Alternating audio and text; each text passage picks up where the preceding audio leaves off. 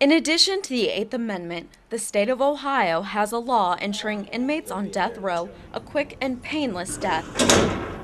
In the past, Ohio has administered 3 drugs through the inmate's vein.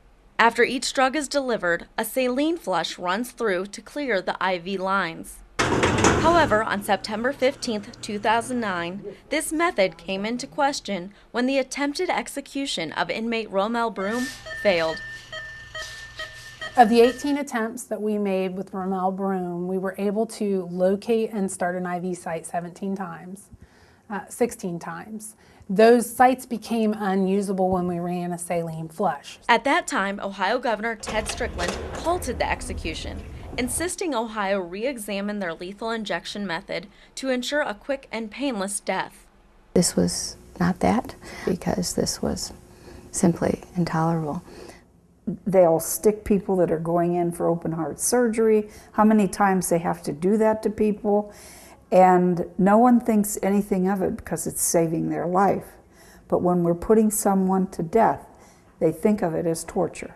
Ohio reviewed Broom's case and ultimately sided with death penalty opponents to adopt a one-drug system, arguing that if the first drug, thiopental sodium, isn't administered properly or doesn't take effect properly, then the second and third drug could be quite painful to the inmate. The actual question is whether people are being human guinea pigs for this very new and unique method of execution that hasn't been used anywhere else in the country.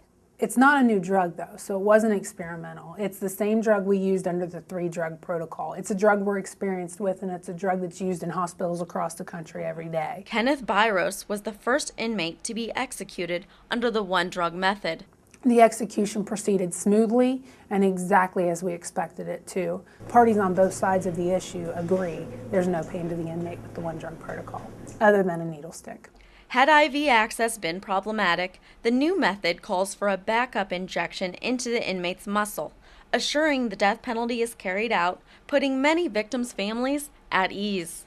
My 12-year-old son was abducted and beaten and raped and set on fire and impaled with a broom handle. It takes the courts a good long time to be reviewing those matters, and it's to our benefit as Ohioans to make sure that we are not, in fact, executing innocent people. If you feel that it's more humane to give them a lethal injection, then give it to them, whether it's 3 shots, exactly how you do it. 1 shot is fine with me.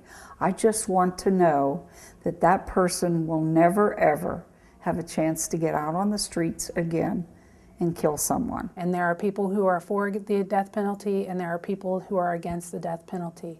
And I don't really see some of those people ever changing sides.